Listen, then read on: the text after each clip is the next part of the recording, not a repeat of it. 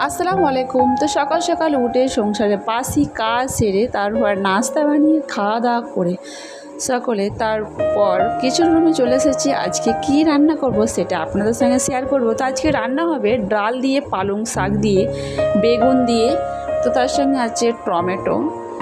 তো পালং শাকে ডাল দিলে খুবই ভালো লাগে। একটা কথা জানেন তো, মেয়েরা সংসারে যতই কাজ করুক, অনেক সংসারে মেয়েদের নাম পাওয়া যায় আর অনেক সংসারে মেয়েদের নাম পাওয়া যায় না।